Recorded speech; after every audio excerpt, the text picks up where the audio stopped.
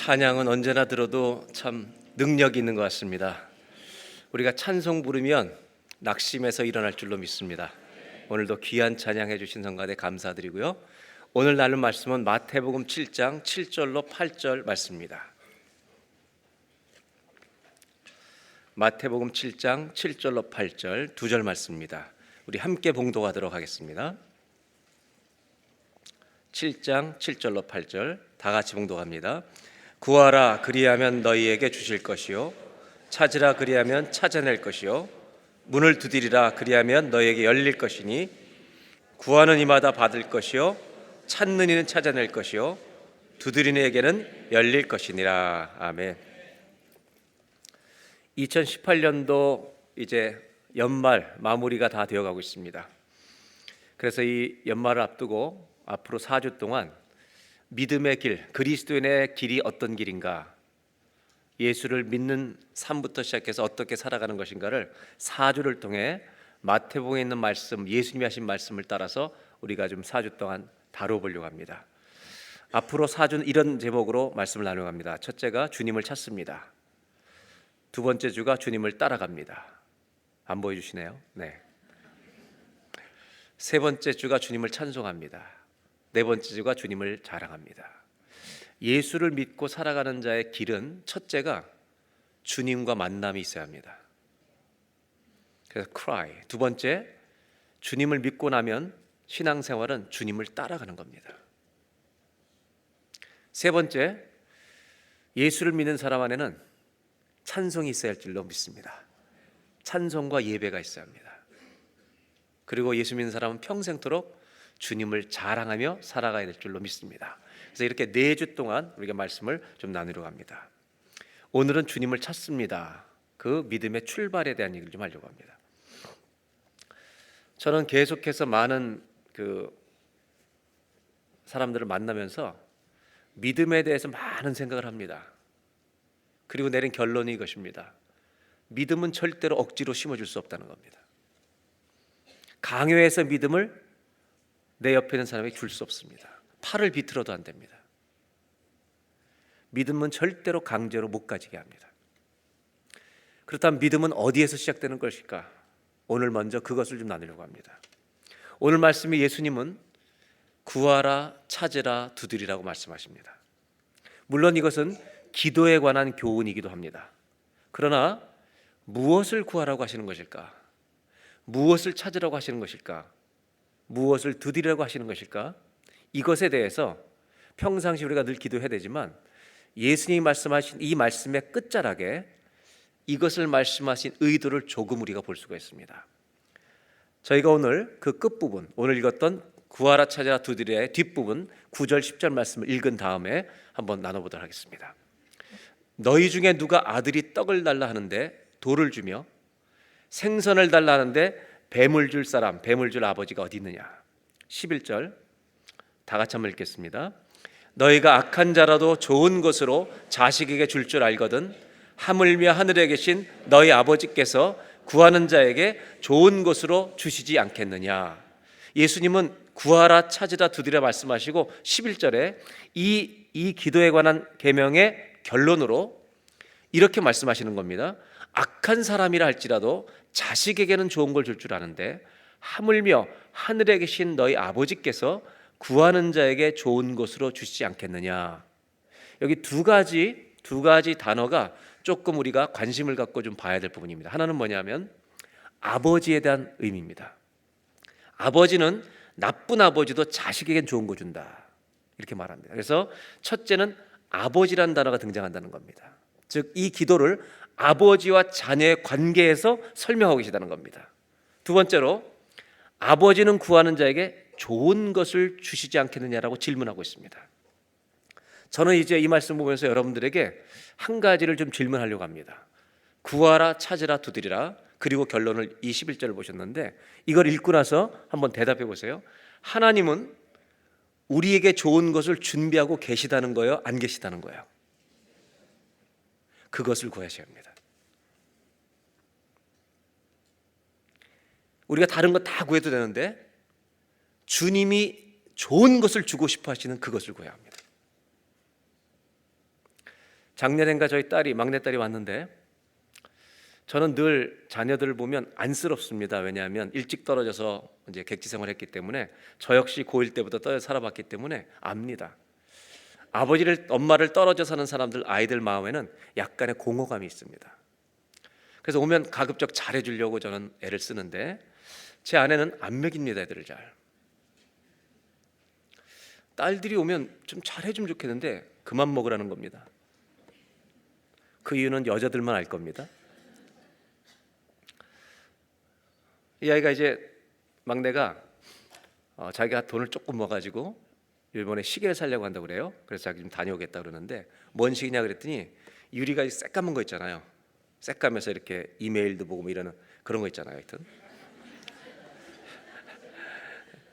그걸 사겠다는 거예요. 그래서 그거 뭐 애플워치라는 게 좋은 게 있다는데 그거 사니? 그랬더니 그거는 아니고 그 밑에 걸 산다는 거예요. 그래서 왜 그걸 사니? 그랬더니 내가 돈 모은 게 이것밖에 안 된다는 거예요. 그래서 제가 뭐라 그랬냐면, 아빠가 조금 도와주면 그거 살래? 그랬더니 예스 그러더라고요. 그래서 걔가 그걸 샀습니다. 샀는데 너무 기뻐하는 거예요, 그걸 가지고. 근데 딸내미가 기뻐하는 걸 보는 아빠는 기쁠까요, 안 기쁠까요? 더 기쁜 거예요, 제가. 그리고 그렇게 기뻐서 떠났습니다. 이게 아버지 마음이 아니겠어요? 그런데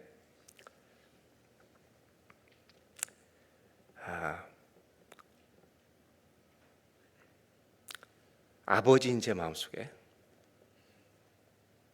그것도 기쁘지만 진짜 주고 싶은 게 있습니다. 내 딸한테 꼭 주고 싶은 게 있습니다. 깊은 믿음을 주고 싶습니다. 뭐를 줘도 기쁘지만 제가 지금까지 살아온 아버지로서 부족하고 나쁜 아버지지만, 부족한 아버지지만 내 딸한테 정말 주고 싶은 거, 그 믿음을 주고 싶은 겁니다. 근데 자녀들은요, 아빠는 우리한테 뭘 주고 싶어? 물어보지 않습니다. 우리도 마찬가지입니다.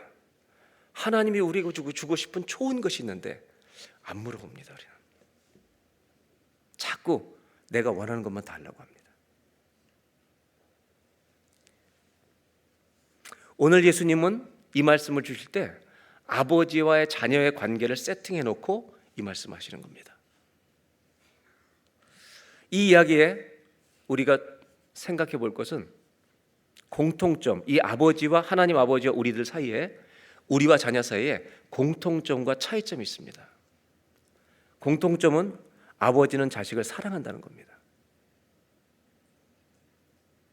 차이점은 우리는 불완전한데 하나님은 완전하시다는 겁니다. 우리는 똑같은 죄인이지만 우리 주님은 거룩하시다는 겁니다. 이 차이점을 가지고 지금 얘기를 하시는 겁니다.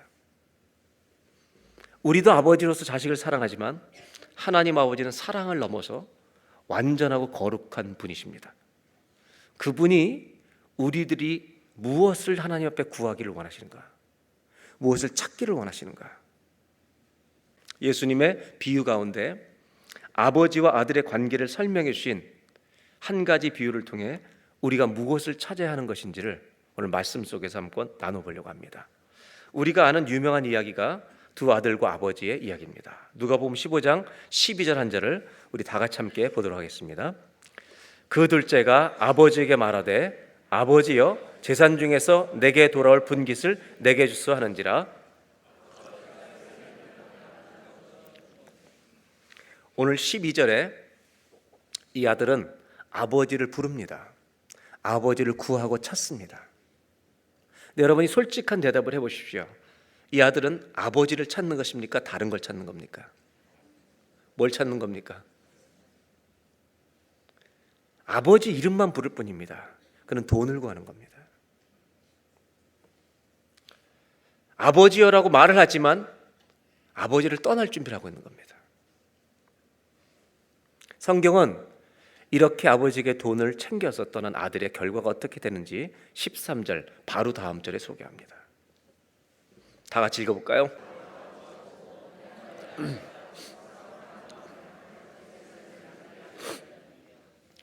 며칠이 안 되어 둘째 아들이 재물을 다 모아가지고 떠나서 먼 나라 가서 허랑방탕하여 재산을 낭비했다. 성경은 그 돈을 어디에 어떻게 썼는지, 그리고 그 아들이 어떤 결과에 직면했는지를 의도적으로 우리에게 보여주고 있습니다. 우리가 아버지를 이렇게 찾을 때가 있습니다. 하나님 아버지를 찾는 게 아닙니다. 돈을 구하는 겁니다. 사실은 재물을 구하는 게 아니라 죄를 찾아가는 것입니다. 사람이 죄를 사랑하면 하나님 아버지가 보이지 않습니다. 그분이 곁에 계시면 괴로운 겁니다. 그래서 멀리 떠나는 겁니다. 그 결과가 무엇인가? 이 이야기는 소개합니다. 자기 마음대로 사는 인생의 결과, 인격적인 실패입니다. 도덕적인 실패입니다. 이 아들은 절망 가운데 빠집니다. 이 아들이 망했다는 이 본문에서부터, 그리고 망한 것을 이 아들이 깨달았다는 것을 아는 이때부터 이 예수님의 비유는 새로운 이야기로 전개됩니다. 저는 이 성경을 읽으면서 믿음이 어디에서 태어나는 것일까를 고민해 봅니다. 믿음은 내 혼자 살아가는 인생이 도덕적으로, 인격적으로 실패라는 것을 인정하는 데서 출발하는 것입니다. 이것이 인정이 안 되면 아버지를 찾을 필요도 없는 겁니다. 오늘 이 성경에 그 다음 17절에는 이렇게 소개하고 있습니다. 다 같이 한번 읽겠습니다.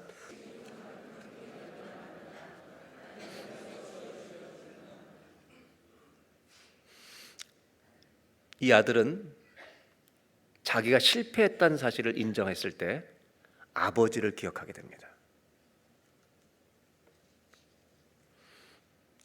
우리 아버지 집에는 양식이 풍족한 풍군이 얼마나 많은가. 나는 여기서 줄여 죽는구나. 내 인생이 실패했다는 걸 아는 사람만이 하나님을 찾고 구하는 믿음의 걸음이 시작되는 겁니다. 만일 우리가 인격적으로, 영적으로, 도덕적으로 부패했다는 사실을 모르면 진짜 주님 앞에 나올 수 없는 겁니다. 나와도 나온 게 아닙니다. 18절입니다. 스스로 독백을 합니다. 내가 일어나 아버지께 가서 이르기를 아버지 내가 하늘과 아버지께 죄를 지었사오니. 19절 지금부터는 아버지 아들이라 일컬음을 감당하지 못하겠나이다. 스스로 생각하는 겁니다. 그리고 나를 품꾼의 하나로 보소서. 자기를 종으로 일꾼으로 삼아달라고 얘기할 생각으로 지금 준비하고 있는 것입니다. 그리고 아버지 집을 기억하고 이제 20절 이 아들은 아버지 집으로 다시 돌아가기 시작합니다. 우리 다 같이 한번 읽어보겠습니다. 이에 일어나서 아버지께로 돌아가니라. 아직도 거리가 먼데 아버지가 그를 보고 측은히 여겨 달려가 목을 안고 입을 맞추니.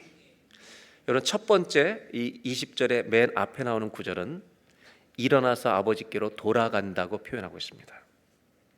여러분, 이 아들은 아버지에게 아버지에 돌아가는 이유, 아버지를 찾는 이유는 하나입니다.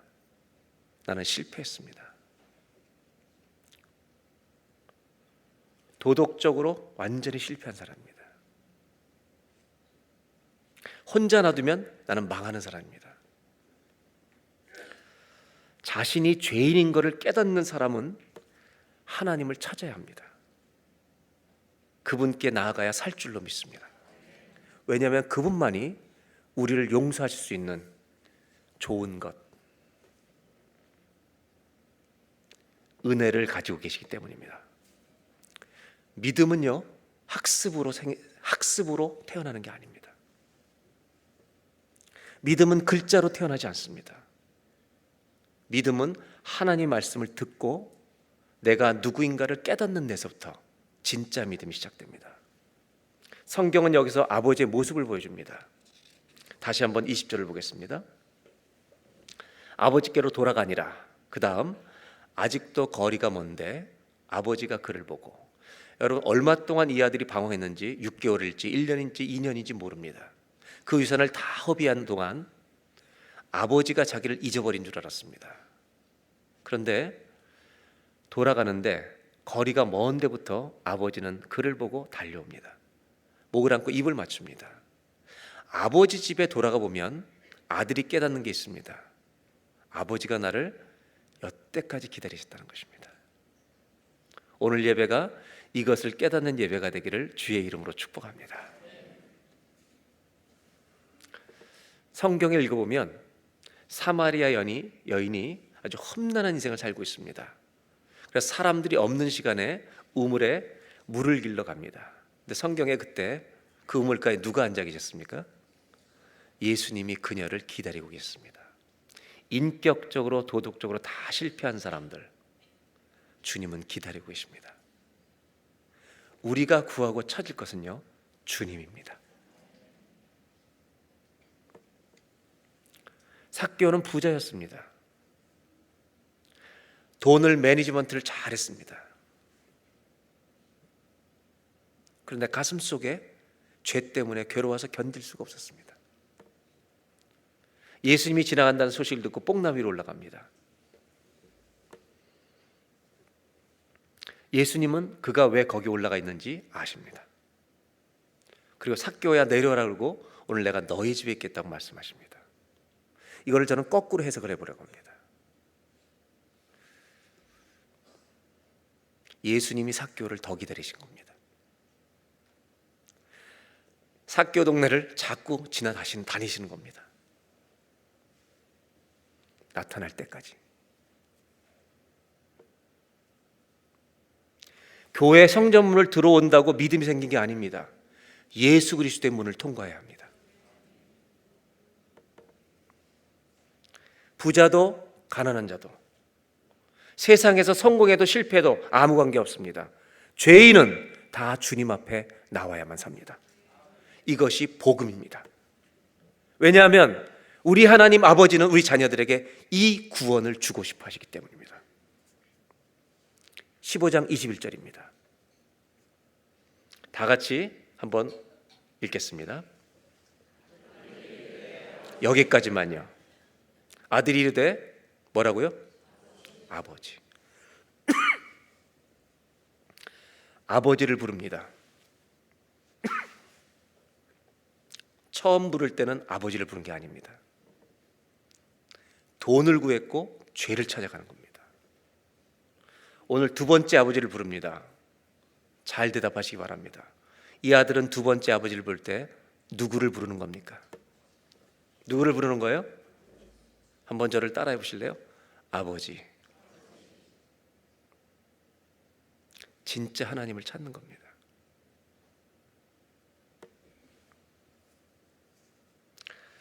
믿음은 어디에서 시작되는가? 내가 얼마나 부패한 사람인가? 그 완전하고 거룩하신 하나님 앞에서 내 속사람이 얼마나 더러운가? 이것을 깨달아야만 믿음으로 나올 수 있습니다. 이것을 가르쳐주는 책이 성경입니다. 말씀을 읽으면 우리는 죄를 깨닫게 됩니다. 자신의 죄성을 깨달은 사람만이 주님 앞에 나올 때 그것을 성경은 믿음이라고 말합니다. 우리가 무엇을 구하고 무엇을 찾고 무엇을 두드려야 하는가? 우리 아버지를 찾아야 합니다. 왜냐하면 예수님 말씀처럼 우리 하나님 아버지는 무엇이 좋은 것인지를 주실 것을 준비하고 계시기 때문입니다. 오늘 저는 첫 번째로 이런 말씀을 좀 나누려고 합니다. 믿음이라고 하는 것은 나의 실패를 인정하는 자리에서 시작된다는 것입니다. 한번 따라해 보실까요? 믿음은 나의 실패를 인정하는 자리에서 시작됩니다. 믿음은 지식으로 안 됩니다. 강요로 안 됩니다. 한 가지밖에 없습니다. 내가 살아온 내 인생이 처절하게 실패했다는 것. 내 마음대로 살아온 인생, 남들 보기에는 돈도 관리 잘하고 인생도 관리 잘하고 하는 것처럼 보이지만 썩어 있는 내 모습을 하나님의 거룩하심 앞에서 보는 사람만이 아버지, 내가 죄인입니다. 이 고백이 믿음의 출발입니다. 두 번째 21절을 다시 보겠습니다. 다 같이 한번 한 절 전체를 같이 읽겠습니다. 시작.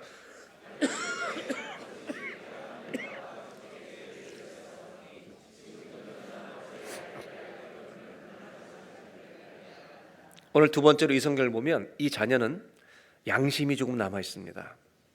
그래서 아버지를 부른 다음에 내가 하늘과 아버지께 죄를 지었다는 고백을 합니다.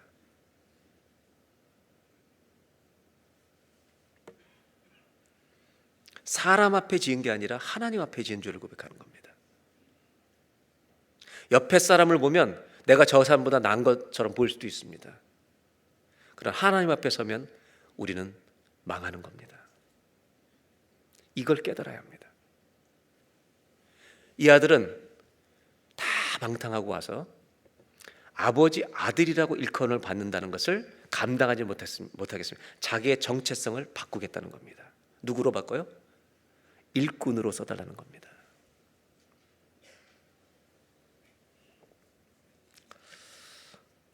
아버지에게 도움은 받을 수 있는데 아들이라고 부르는 것은 감당이 안 되겠다는 겁니다.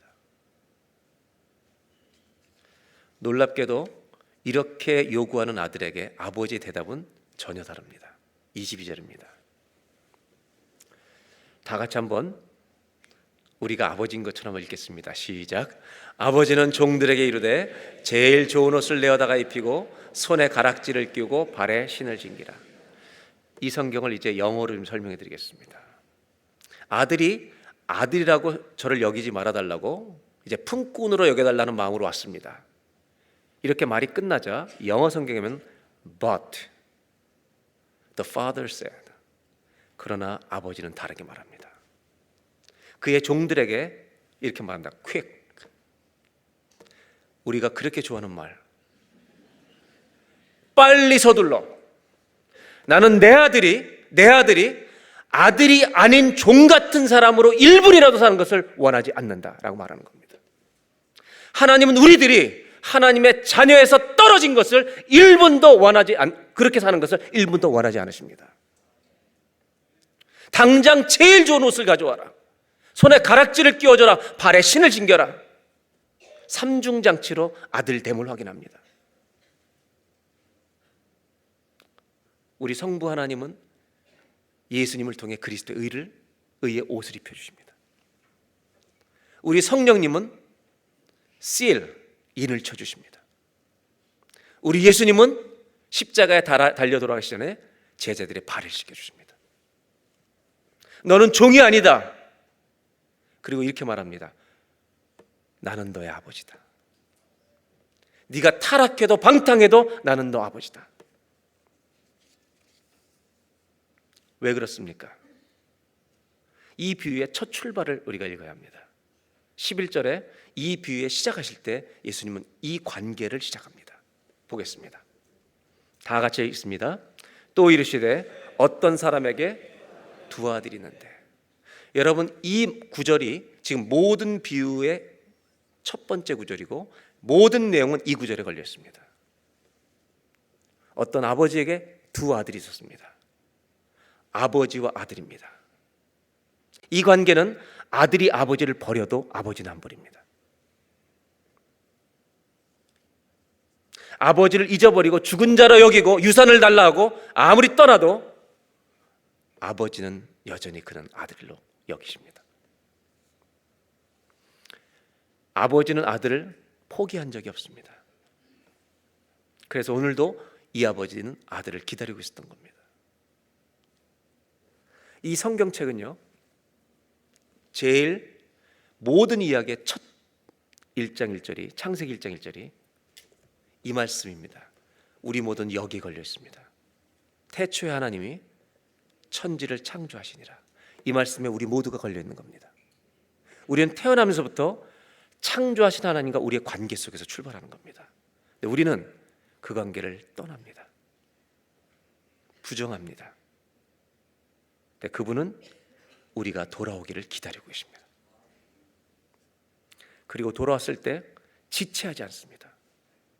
만약에 이 아들이 돌아왔을 때 아들이 아니라 품꾼으로 써달라고 할 때 만약 아버지가 잠깐이라도 조금만 기다려봐, 계산 좀 해보자, 너 3억 가져갔지, 이걸 우리 집에 일하면 한 7년 8년 일하면 갖겠는데, 이런 얘기를 했다면 그는 종으로 사는 겁니다. 계산하지 않습니다. 바로 안아주십니다. 그리고 말씀해 주시는 것이 너는 내 아들이라는 겁니다. 그리고 심지어 형이 와서 뭐라고 얘기할 때도 이렇게 확인해 줍니다. 15장 31절. 내 것이 다 네 것이다. 이게 아들입니다. 한번 따라해 보실까요? 내 것이 다 내 것이로다. 발음 잘해야 돼요. 하나님께 돌아와서 하나님의 자녀가 되면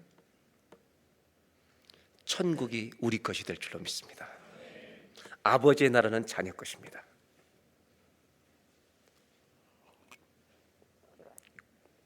예수님이 구하라 찾으라 두리라고 말씀하십니다. 구하는 자에게 좋은 것을 주시지 않겠느냐 말씀하십니다. 돌아온 아들에게 주신 좋은 것이 뭘까요? 자기는 종으로 살고 싶었습니다. 한번 따라 하실까요? 하나님 아버지를 찾으면 그분은 나를 찾아주십니다. 내가 얼마나 소중한 사람인지, 내가 얼마나 값진 사람인지, 주님께 돌아오면 이것이 발견되는 겁니다.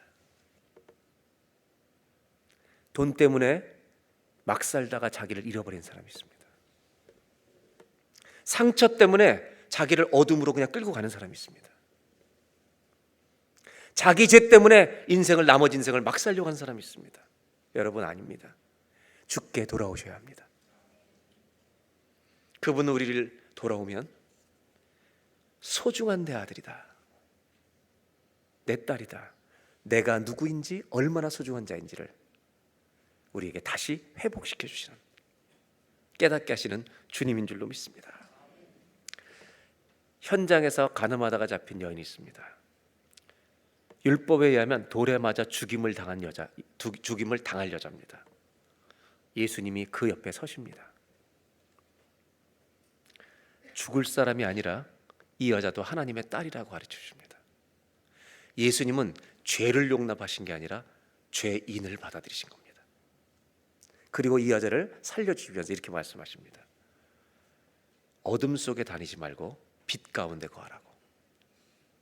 가서 다시는 이 죄를 짓지 말라고 말씀하십니다. 주님께 돌아오면 이렇게 돌에 맞아 죽을 여인도 한 사람의 아름다운 순결한 여인으로 바꿔주십니다. 내 인생이 실패했다고 끝은 아닙니다. 우리를 새롭게 하실 하나님 아버지가 오늘도 기다리고 계시기 때문입니다. 하나님의 사랑이 우리의 죄를 이깁니다. 하나님의 사랑이 우리의 실패를 이깁니다. 하나님의 사랑이 낙심하고 있는 깨어진 정체성까지 회복시키는 나의 낙심도 이길 줄로 믿습니다. 다시 15장 21절 마지막 보겠습니다. 다 같이 한번 읽겠습니다. 아들이 이르되 아버지, 여기까지만요. 마지막으로 하나님을 찾는다는 것이 무엇인지를 나누려고 합니다. 그는 아버지를 부릅니다. 죄인이었던 아들 한 사람이 하나님 아버지를 찾고 있습니다. 예수님이 말씀하신 대로 구하고 찾고 두드리는 것입니다. 영어 성경에는 ask, seek, knock 이렇게 되어 있습니다. 머리가 명석한 사람들은요, 영어 단어 3개를 딱 보고 ask, seek, knock을 보고 이게 첫 글자가 ask라고, ask라고 열심히 외웁니다. 학습해서 믿음이 생기는 게 아닙니다. 이 탕자는 ask를 찾아서 구하는 게 아닙니다. 가슴에서 주님을 찾는 겁니다. 저는 ask, seek, knock이라고 하는 3가지 단어, 구하라, 찾으라, 두드리라를 한 단어로 정리해드리려고 합니다. 이 단어가 cry입니다. 주께 부르짖는 겁니다. 공부해서 하는 게 아닙니다. 깨달아서 하는 것입니다. 내 가슴 속에서 주님을 찾는 겁니다.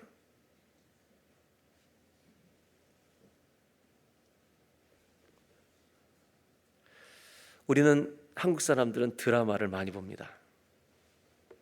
그래서 제가 부탁드리는 게 있습니다. 15장 21절 다시 보여주시고요. 저를 따라해 보실까요? 아버지. 아버지가 돌아가신 분도 있습니다. 그러나 우리 하나님 아버지는 계십니다. 그런데 여러분, 이것을 한국 드라마와 연결시켜서 대답을 잘 하셔야 합니다. 아들이 아버지를 어떻게 불렀을 것 같습니까? Father, how are you doing? Daddy, long time no see. 이렇게 했을 것 같습니까? 여러분, 드라마를 많이 보시는 한국인으로서 어떻게 아버지라고 불렀을지를 저한테 한번 대답해 주시기 바랍니다. 그걸 대답을 듣고 제가 설교를 마치려고 합니다. 어떻게 했을 것 같아요? 네? 울면서. 어떻게 해요? 권사님 얘기해 보세요. 애절하게 울면서. 여러분, 이 아들이 아버지라고 똑바로 불렀을까요?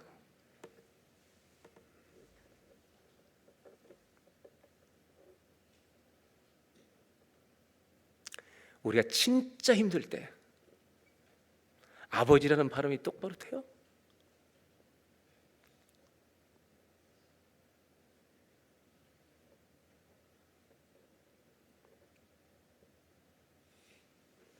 돼요, 여러분? 똑바로 하나님 아버지 불러줘요, 여러분?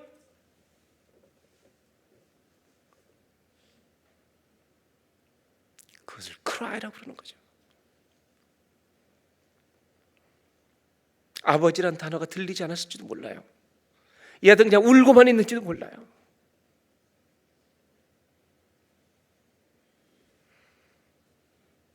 하나님을 찾는다는 게 뭐예요? 아버지, 나는 더 이상 이렇게 살기 싫습니다. 저는 이렇게 더 이상 살 수 없습니다. 그 마음으로요, 아버지께 오는 겁니다. 헨리 나웨는 우리에게 영성의 정의를 너무 멋지게 정해줬습니다. 영성이란 무엇인가? 하나님 아버지를 부르는 것이다. 하나님 아버지를 부르는 자는 영성이 있는 사람입니다. 아들이 아버지를 부릅니다. 아니, 눈물로 울고만 있는지 모릅니다. 아버지는 그 아들을 껴안습니다. 그 아버지의 가슴 속에 뭐가 있는지 아십니까? 예수님의 십자가가 있습니다. 용서가 있습니다. 여러분, 구원은 우리의 회개의 눈물과 하나님의 기쁨의 눈물이 만나는 겁니다. 회개 없이는 구원이 없습니다. 이 아버지의 가슴 속에는 예수님을 이 땅에 보내신 십자가의 사랑이 숨을 쉬고 있습니다. 우리가 죄를 회개할 때마다 주님은 우리를 십자가 앞으로 데려가십니다. 네가 저지른 모든 죄의 짐을 내가 감당하리라. 대가를 그분이 치르십니다. 아들은 죄송해서 울고 아버지는 기뻐서 웁니다. 하나님의 용서는 마음으로 회개하는 사람에게만 정확하게 임하는 것입니다. 이것이 우리를 구원하시는 하나님 아버지의 은혜입니다. 구원받은 사람이라 할지라도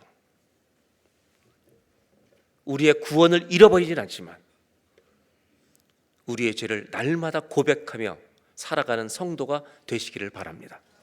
왜냐하면 이것을 바울은 구원을 이루어가는 것이라고 말하고 있기 때문입니다. 하나님의 자녀답게 우리도 이 아버지를 부르며 살아야 합니다. 오늘 탕자의 이야기는 아버지의 기쁨으로 끝이 납니다. 23절 24절에 아버지가 잔치를 벌입니다. 다 같이 두 절을 함께 읽겠습니다. 그리고 살찐 송아지를 끌어다가 잡으라, 우리가 먹고 즐기자. 이 내 아들은 죽었다가 다시 살아났으며 내가 잃었다가 다시 얻었노라 하니 그들이 즐거워하더라. 아버지가 24절에 이렇게 말합니다.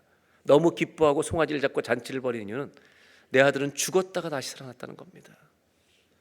여러분, 아버지를 떠난 사람은, 하나님 아버지를 떠난 사람은 영적으로 죽어 있는 것입니다. 그런데 아버지께 돌아오면 주님이 영생을 주십니다. 다시 살리십니다. 형이 달려와서 흥분합니다. 왜 나는 안 하고 이렇게 다 해주냐고.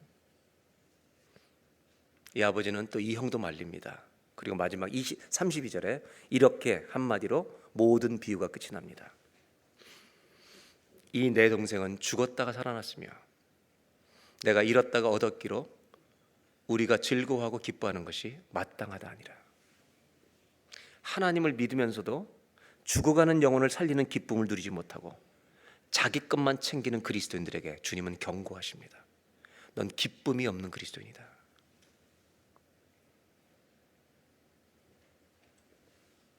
믿음은 하나님 아버지께 돌아가는 것입니다. 탕자의 비유를 통해 예수님 말씀으로 다시 돌아옵니다. 구하라, 찾으라, 두드리라. 무엇을 먼저 구해야겠습니까? 이 7장 말씀하시기 전에 6장에도 주님 말씀하셨습니다. 먹을 것, 입을 것, 마실 것 구하지 마라. 아버지가 다 한다. 너희는 먼저 하나님의 나라와 그 일을 구하라. 우리가 제일 먼저 구할 분, 제일 먼저 찾을 분, 주님입니다. 주님을 부르면 살 줄로 믿습니다. 여호수아가 자기 마음대로 아이성 공격을 너무 쉽게 보고 갔다가 참패를 당합니다. 인생의 처절한 패배를 경험하고 그는 울면서 주 앞에 나갑니다. 그리고 제일 먼저 한 말이 뭔지 아십니까? 주여. 주여 부르면 살 줄로 믿습니다. 우리를 망하게 하십니까? 우리를 죽이게 하십니까? 소경 바디메오가 있습니다. 예수님이 지나간다는 소식을 듣고 다윗의 자손 예수여 나를 불쌍히 여기소서. 예수님이 부릅니다. 내가 너한테 뭐 해주기 원하냐? 보기를 원합니다. 예수님이 이상한 말을 하십니다. 내 믿음이 너를 구원하였느니라. 여러분, 부르짖는 것을 믿음으로 보십니다. 저는 오늘 아버지께 돌아와서 자녀됨을 회복하고 거듭나는 놀라운 영생의 기쁨을 감격 속에 맛보는 아들과 아버지를 보면서 오늘 이 말씀으로 결론을 맺으려고 합니다. 저는 이 결론을 온 땅에 우리가 전파해야 된다고 믿습니다. 한번 따라 하실까요? 주의 이름을 부르는 자는 구원을 얻습니다. 아멘입니까? 주의 이름을 부르는 자는 살 줄로 믿습니다. 아버지께 나오는 자는 살 줄로 믿습니다. 이 시간 다 같이 찬송하겠습니다.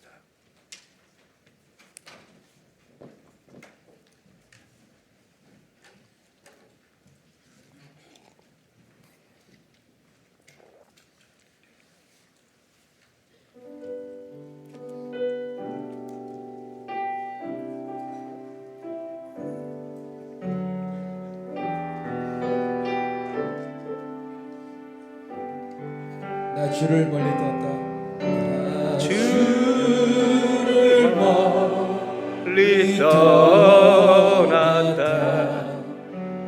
이제 옵니다.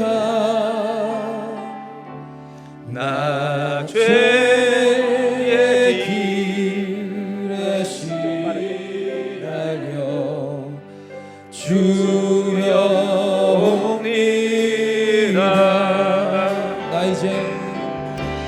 나 이제 왔으니 내 집을 찾아 주여 나를 받으사 맞아 주소서. 그 귀한 세월 귀한 세월 보내고 주 이제 옵니다. 나 비웃치는 눈물로 주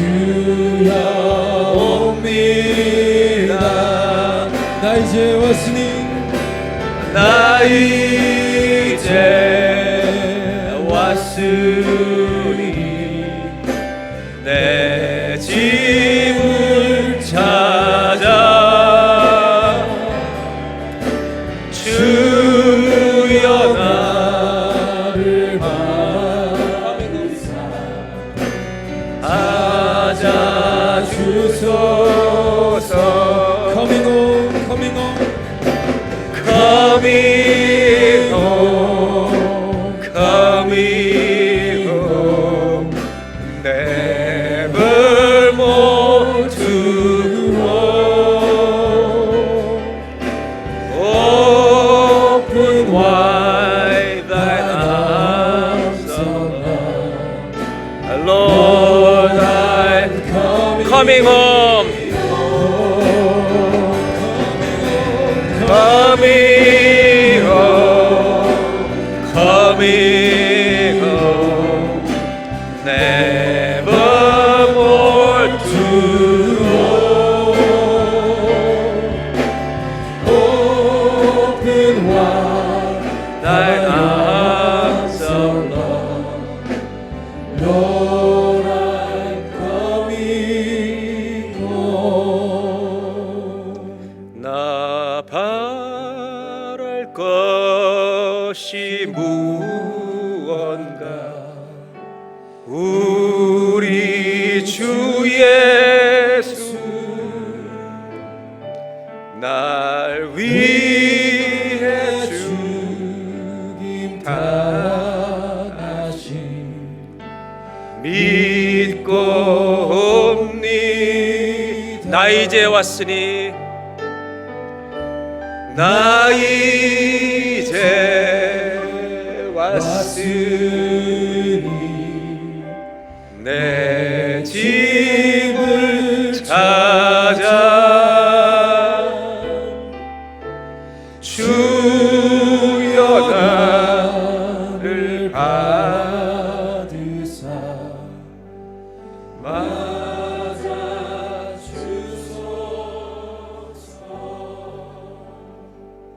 기도하겠습니다. 어떤 사람에게 두 아들이 있었습니다. 태초에 하나님이 천지를 창조하셨습니다. 우리는 창세기 1장 1절 아래 모두가 걸려 있습니다. 그래서 하나님을 떠나 살면 다 실패입니다. 좌절이고 절망입니다. 아무리 잘 살아도 그 죄 때문에 괴로워할 것입니다. 죄인은 아버지 앞에 나와야 합니다. 오늘 이 교회 예배를 참석하신 모든 분들 가운데 이 하나님 아버지를, 이 예수님을 마음으로 영접하거나 믿어본 경험이 없는 분이 있다면 오늘 주님께 돌아오시길 바랍니다. 오늘이 구원의 날입니다. 오늘이 은혜 받을 날입니다. 이미 구원받았지만 죄로 넘어지고 살고 있는 분이 있습니까? 오늘 아버지 품에 다시 돌아오시길 바랍니다. 자녀답게 사는 자리로 돌아가시길 바랍니다. 구원을 이루어 가시길 바랍니다. 아버지 그분에게 달려가면 우리는 사는 것입니다. 다 같이 한번 합심하여서 기도하겠습니다. 하나님 아버지, 하나님께 돌아가는 오늘 예배가 되게 하여 주십시오. 아버지의 이름을 부르면 하나님 사는 것입니다. 주여 부르면 사는 것입니다. 어떤 사람도 아버지 앞에 나오면 아버지 그는 자녀됨을 회복하는 것입니다. 영생을 선물로 받는 것입니다.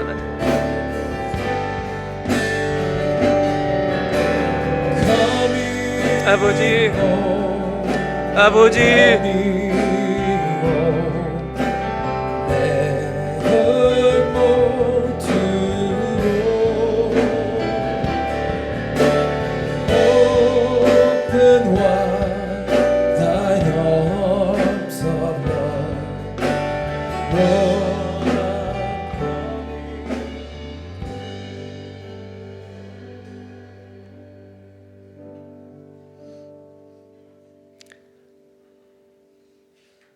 아버지, 우리의 하나님 아버지, 탕자가 돌아온 것은 더 이상 이대로 살 수 없었기 때문입니다. 아버지 저를 도와주십시오. 아버지 저를 살려주십시오. 아버지 저를 새롭게 해주십시오. 이것이 오늘 저희들의 고백이 되길 원합니다. 기도가 되길 원합니다. 그날 아버지는 기뻐하실 것입니다. 구하라, 찾으라, 두드리라 하십니다. 부르짖는 자가 되게 하여 주옵소서. 그래서 하나님을 기쁘시게 하는 회개의 눈물을 가진 우리 모두가 되게 하여 주셔서 예배당이, 우리 가정이 천국 되게 하여 주옵소서. 주님을 찬송하며 예수님의 이름으로 기도합니다.